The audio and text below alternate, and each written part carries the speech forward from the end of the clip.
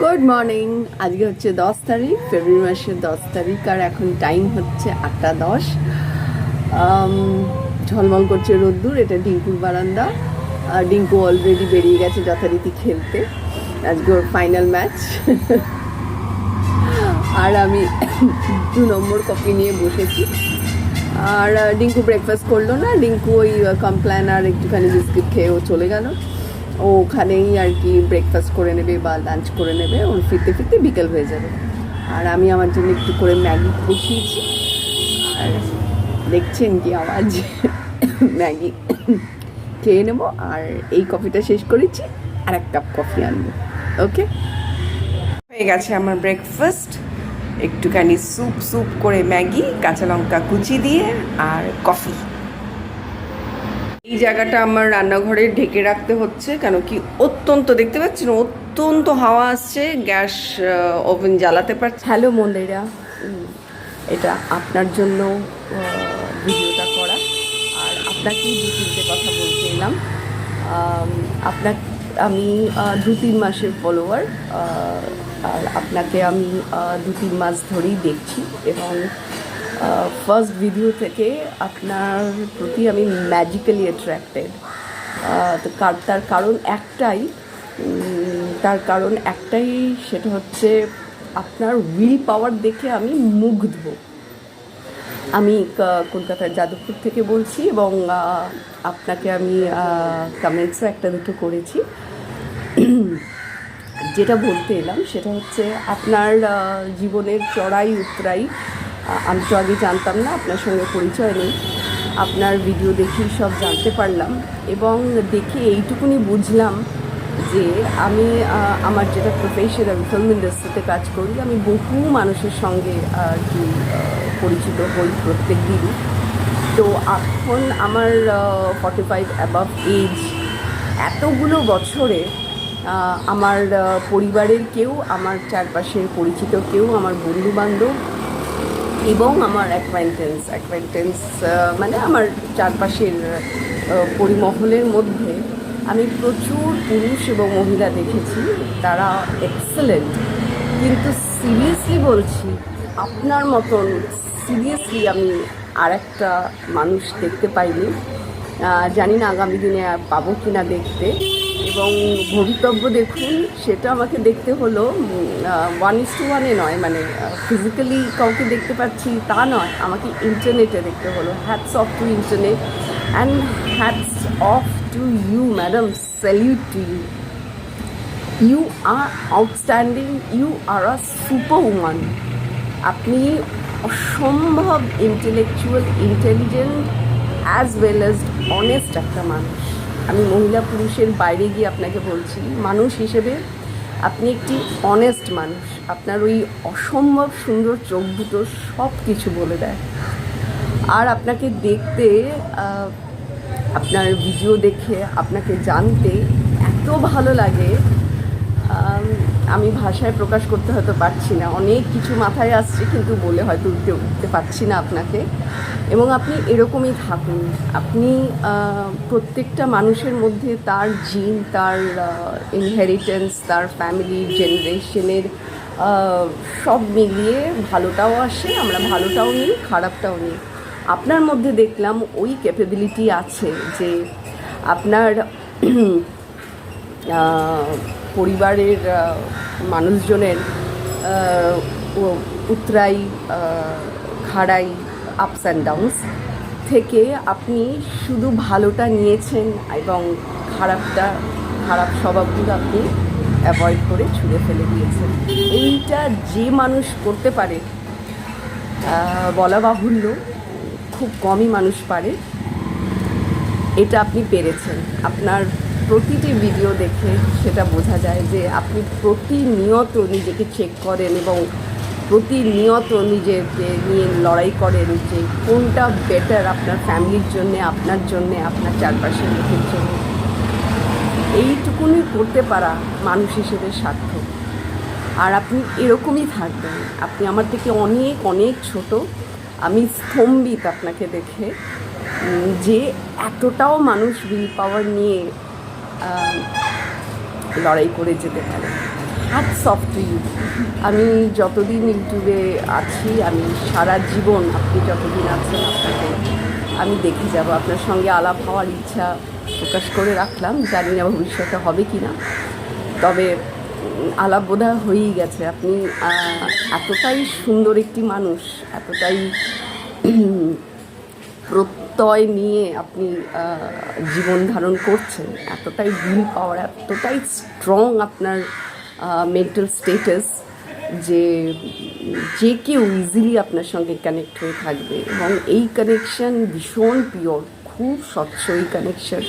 আপনার মধ্যে কোনো কারচুপি নেই, আপনি জাস্ট এক কথায় অনবদ্য। আপনি এরকমই থাকুন। আর যারা বলছে আপনাকে নিয়ে বা আপনার পরিবারকে নিয়ে, তাদের কথা আপনি যেরকম আছেন, আপনাকে বলার আর নতুন করে কিছু নেই। আপনি যেরকম আছেন ওরকমই থাকুন। ওটা আর কি মহিলাদের জেনেটিক প্রবলেম, সব মহিলারা নয়, ব্যতিক্রমী মহিলা আছে, যেমন আপনি একটি অত্যন্ত ব্যতিক্রমী মানুষ, মহিলা। এবং আমি প্রাউড যে মহিলা মধ্যে আপনার নামটি আসে। মন্দিরা অসম্ভব সুন্দর একটা মানুষ, আর আমি সিরিয়াসলি এরকম একটা মানুষ এই জীবনে দেখে যেতে পারছি, এইটা আমার কাছে বিশাল বড় একটা পাওনা। আপনি যেরকম আছেন ওরকম থাকুন। আর আপনার ভালোবাসা আপনি চোখ দিয়ে বুঝিয়ে দেন, আপনি অত প্রকাশ করেন না, সেটুকুনি আমরা সবাই বুঝতে পারি। ভালো থাকবেন।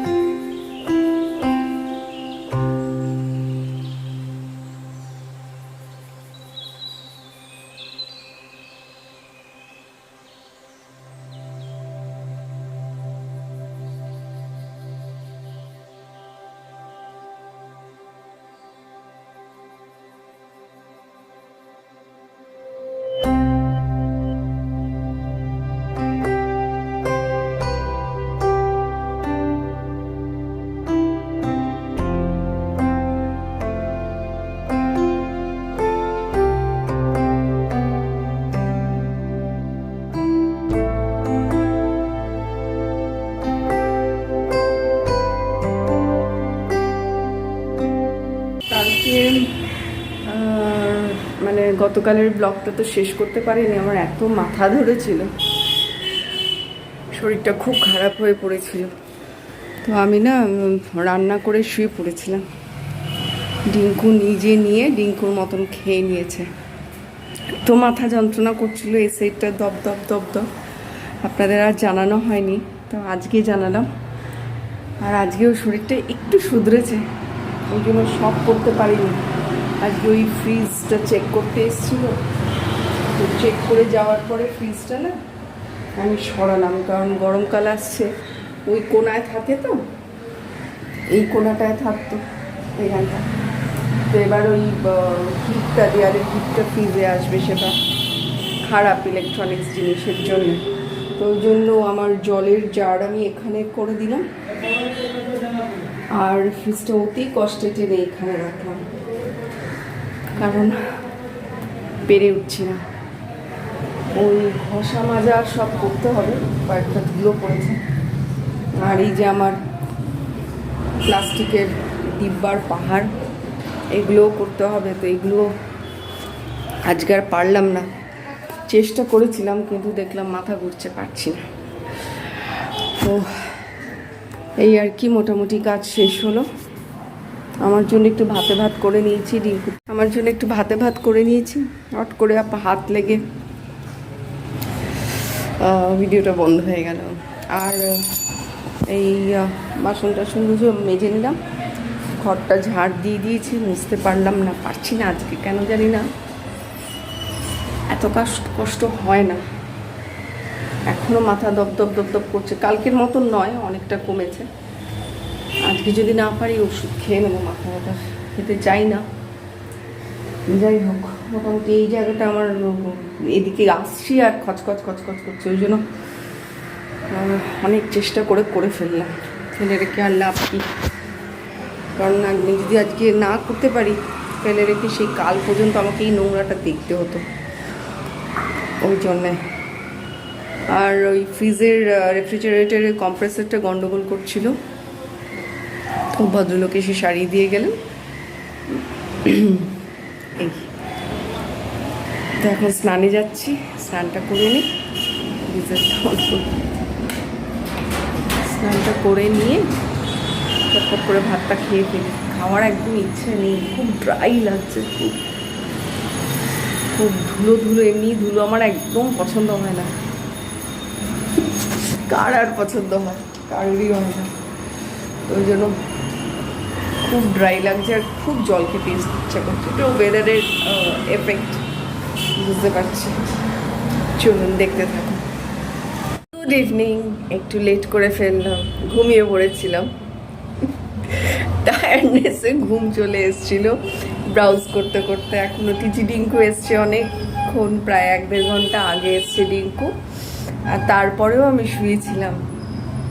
হ্যাঁ, তো চলছে এরকমভাবেই। আর এখন একটু দুজনের জন্য কফি বসালাম, এখন প্রায় বেজে গেছে 7:30। তো তাও মনে হচ্ছে আর একটু শুই, কিন্তু শুলে তো হবে না, রাতের রান্না আছে। আর এখন আর কি কফি বসালাম, আর দেখুন একটা নতুন সেট আপ হয়েছে। তো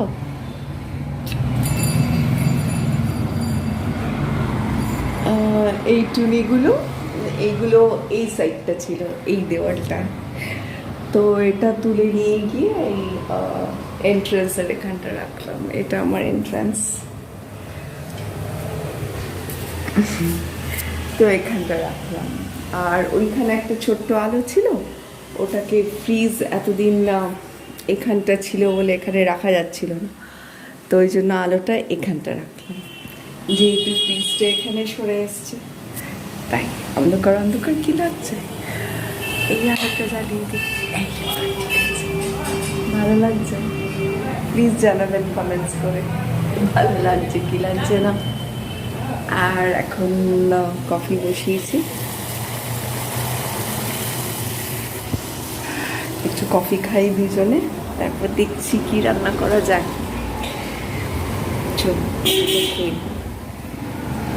আমার নতুন রূপ, চশমার ডান্ডিতে কালার লেগে যাবে, কালার লাগিয়েছি, সেইটার কারণে ডান্ডি বাঁচানোর জন্য এই রূপ। কালকে রাতে ব্লগটা শেষ করতে পারিনি, তো আজকে শেষ করছি। আপনাদের কাছে চলে আসবে আজকে সেকেন্ড হাফের মধ্যে।